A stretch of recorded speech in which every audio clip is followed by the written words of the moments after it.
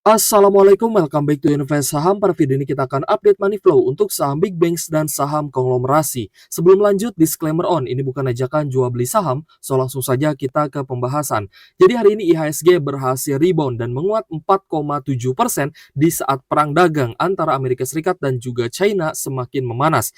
Hari ini meskipun IHSG naik ya, tapi di market reguler kita pun melihat bahwa asing masih mencatatkan net sell sebesar 632 miliar dan di all market 752 miliar. Hal ini terjadi karena kemungkinan besar saham-saham di Amerika Serikat juga mulai rebound.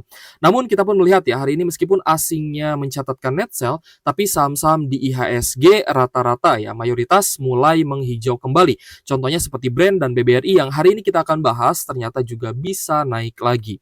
Nah, ini kita melihat ya bahwa Presiden Donald Trump ternyata ya memberlakukan tarif baru untuk Indonesia dari yang tadinya 32% turun menjadi 10%. Dan tarif Trump ini juga akan ditunda selama 90 hari alias 3 bulan mendatang untuk 75 negara termasuk Indonesia. Tentu saja ini menjadi sentimen yang sangat positif sehingga menyebabkan hari ini market saham Indonesia kembali naik dan juga rebound. Dan ini menjadi peluang emas yang harus kalian manfaatkan, terutama para investor yang masih memiliki cash. Cash is king di saat market crash terjadi. Karena tentunya kalian ya sebagai investor bisa membeli saham di harga murah yang tentu saja tidak akan bisa dilakukan jika semua uang kalian itu nyangkut di saham. Jadi porsi ya atau money management ini tetap harus diperhatikan ya guys ya dalam berinvestasi saham, terutama di saham-saham yang ada di IHSG. Namun kebijakan tarif Trump ini masih akan terus berlaku untuk negara China dan bahkan tarifnya dinaikkan dari 104% menjadi 125%.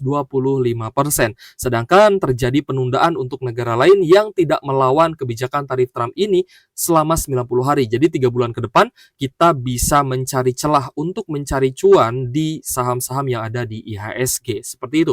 Apalagi sebentar lagi kan saham-saham akan membagikan dividen.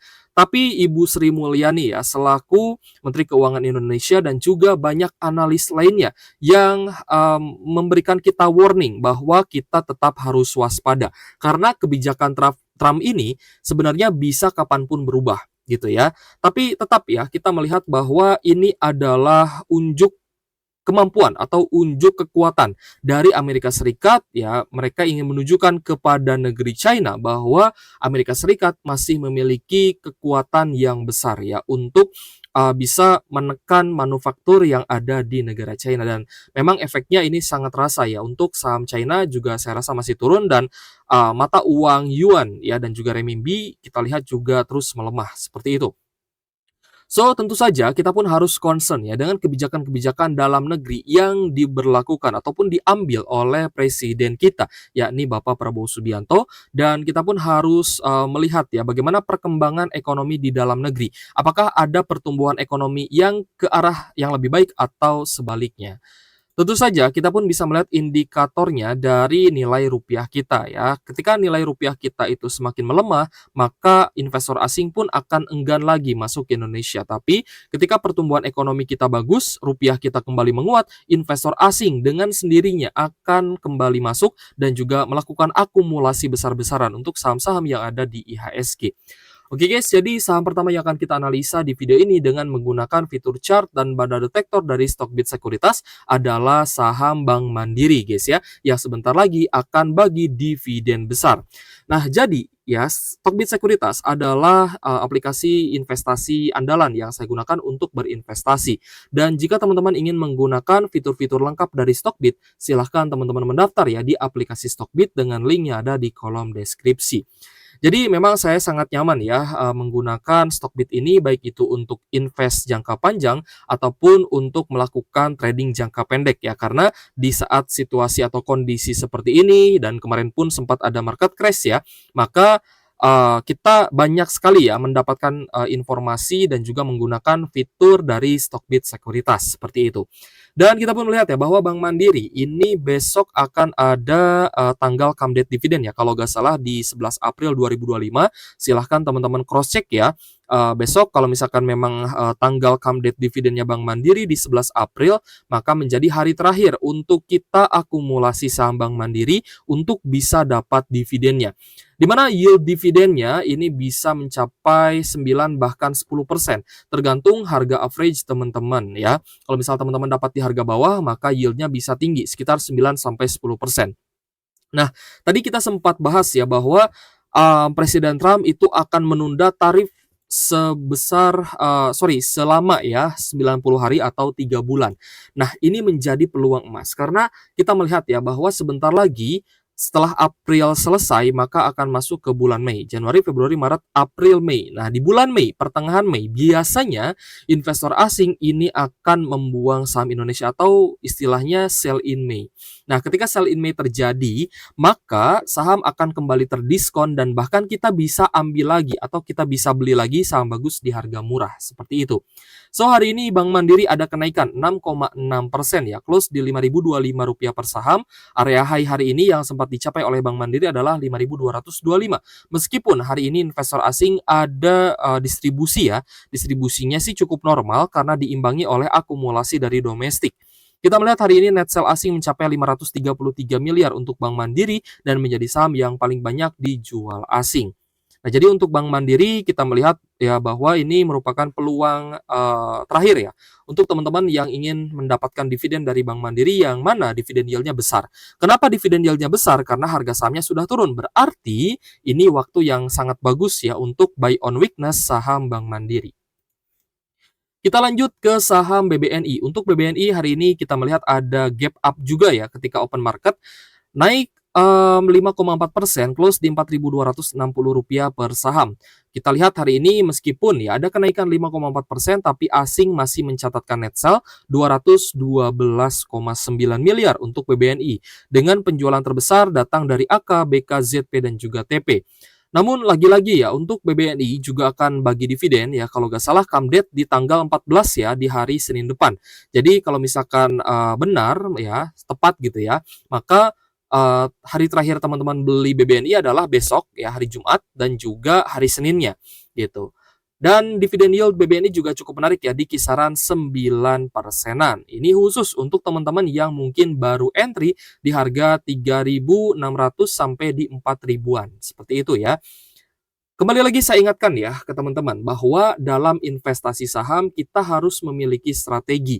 Jangan sampai kita tidak menggunakan money management dalam melakukan investasi saham. Apalagi tipikal invest saham di Indonesia itu memang selalu akan ada siklus.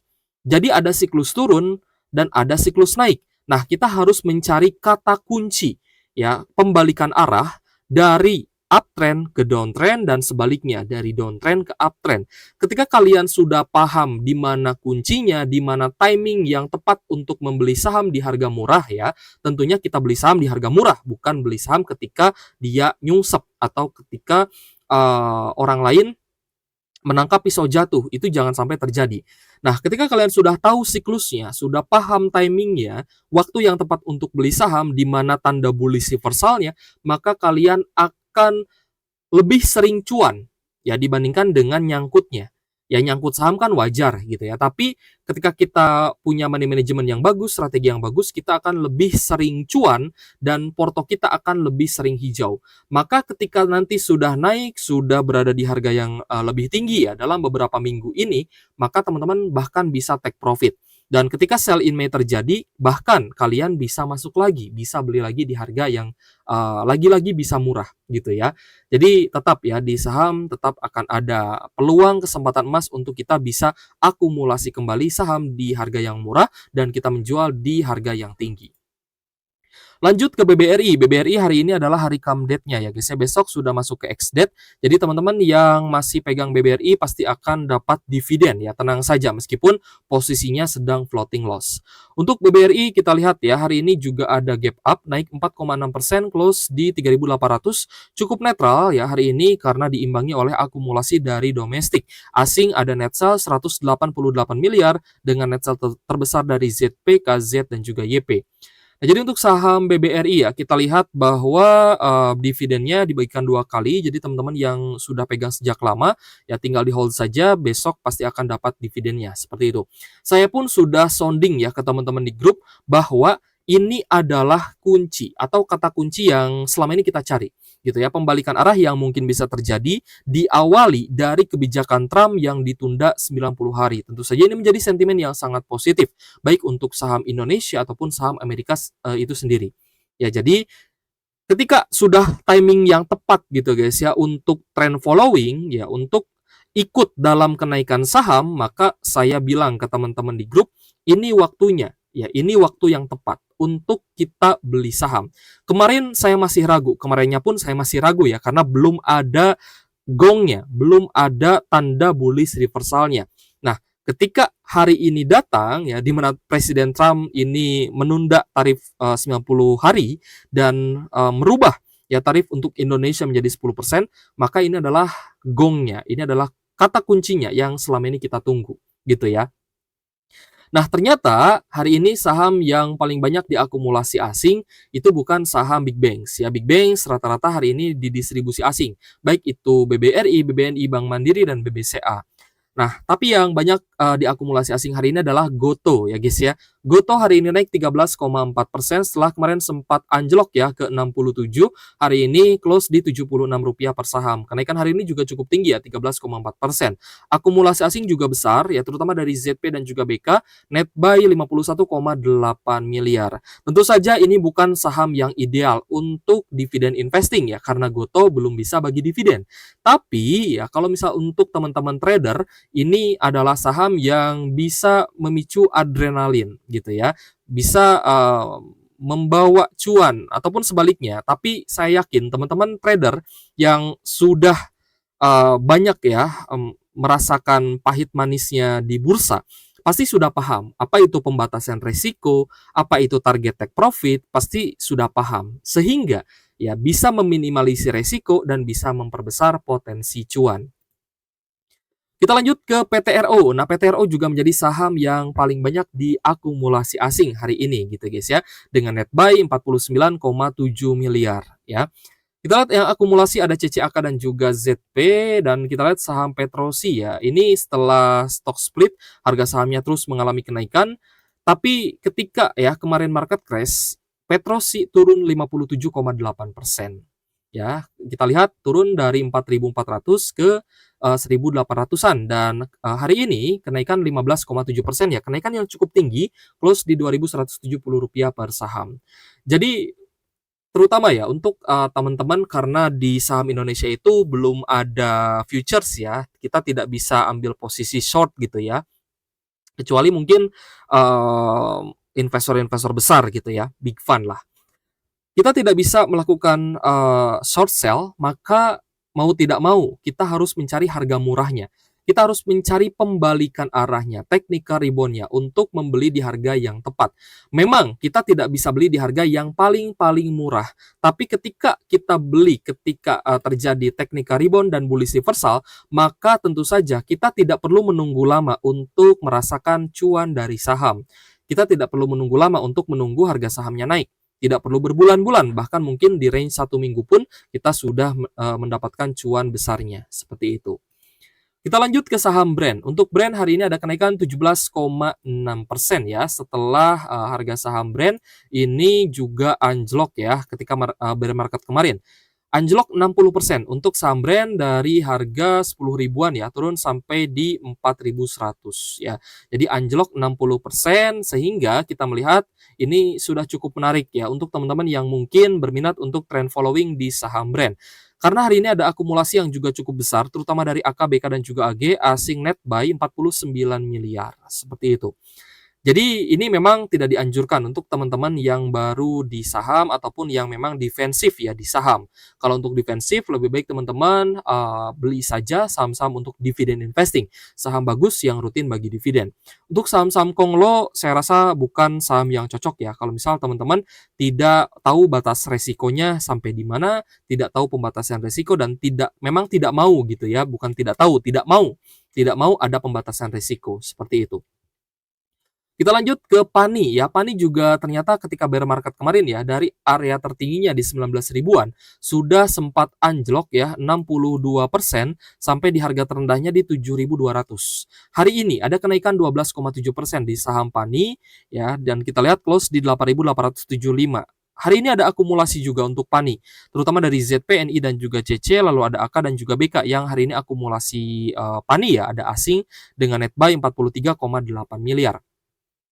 Nah, oke guys, jadi untuk saham-saham Konglo ini sangat menarik ya karena penurunannya sudah cukup dalam, tapi memang ya untuk saham-saham konglomerasi ini juga saya imbangi ya dengan saham-saham big banks-nya gitu ya. Jadi ada saham defensif seperti saham-saham yang rutin bagi dividen, tapi juga ada exposure ya untuk saham-saham yang kenaikannya itu bisa lebih cepat dibandingkan dengan saham-saham perbankan gitu guys. So, untuk beberapa minggu ini ya, saya bilang ke teman-teman bahwa ini adalah peluang yang sangat bagus, terutama untuk kalian yang masih punya cash, gitu ya. Di saham kita harus punya strategi yang terbaik untuk diri kita sendiri, strategi yang sesuai untuk, uang kita gitu ya. Karena kita membeli saham itu menggunakan uang pribadi kita dengan menggunakan uang dingin.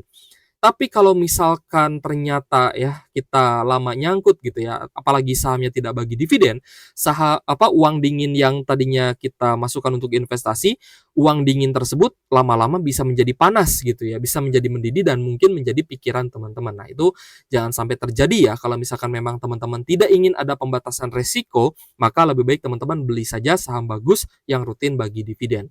Oke guys, jika ada pertanyaan boleh tulis saja di kolom komentar ya. Terima kasih sudah menonton dan semoga bermanfaat untuk teman-teman. Sekali lagi untuk teman-teman yang ingin menggunakan fitur-fitur lengkap dari Stockbit Sekuritas, saham andalan yang saya gunakan, silahkan teman-teman mendaftar dengan link yang ada di kolom deskripsi.